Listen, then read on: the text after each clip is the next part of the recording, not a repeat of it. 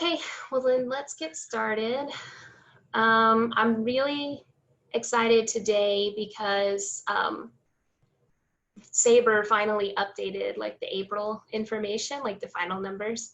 So I have some new good data to talk about. So I was excited to see that. So like I said, new local data from Sabre. Here's where we've been tracking the showings each week. You can see that we're still, oh, this one was funny because I had to like double check myself because it's exactly the same number of showings as this week last year, like exactly. So I kind of thought, well, maybe I did something wrong, but nope, that was it.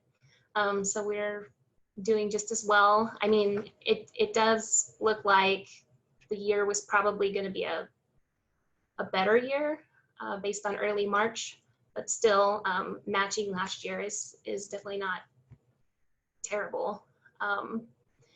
Rental showings also just really gangbusters. Renters are still moving. Okay, so here are the newest numbers. So total sales are down 8% year over year.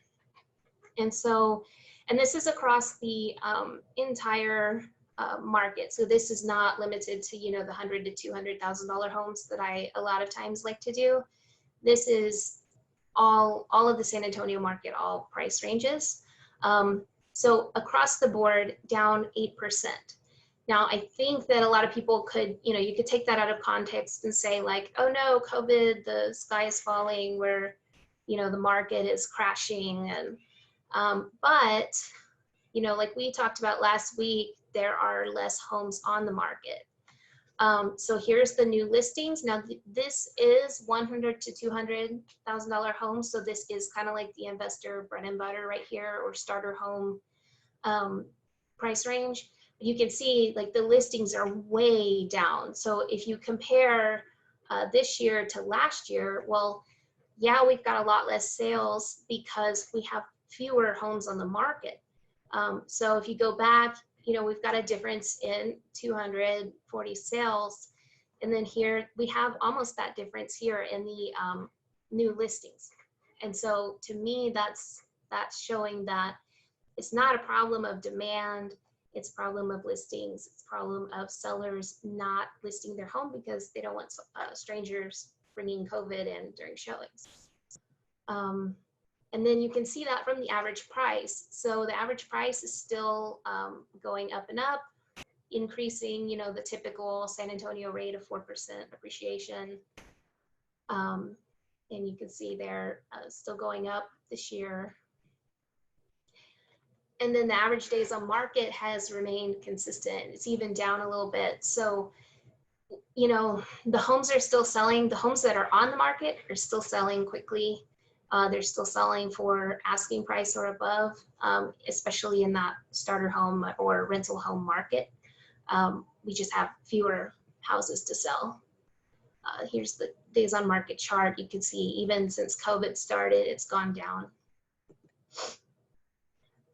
Here's another chart that you could use if you wanted to scare somebody who's trying to sell their home, I suppose, because you could show like, oh no, over the weeks, the number of sales are down. But again, like we talked about, there should be a lot more homes on the market. This starts right at the beginning of COVID, or, you know, kind of right at during quarantine. And I mean, I think this shows that the houses that were on the market are getting bought up and there aren't as many replacing them. So that's how I'm interpreting this graph. You know, I'm just informationally, educationally, don't take my word for anything, but that's my interpretation of the numbers. You have this, the last week of April, of course, you have a bump here. All that means is that there's always a bump in the last week of the month because realtors and title companies and everybody want to get finished by the end of the month. So that's pretty typical. And then again, here, the median price is just staying really consistent.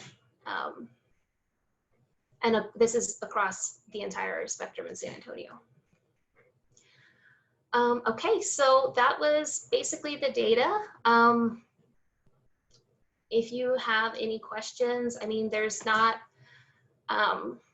you know, there's not a lot of conclusions that we can draw other than the market is still functioning. The market is still pretty strong in San Antonio.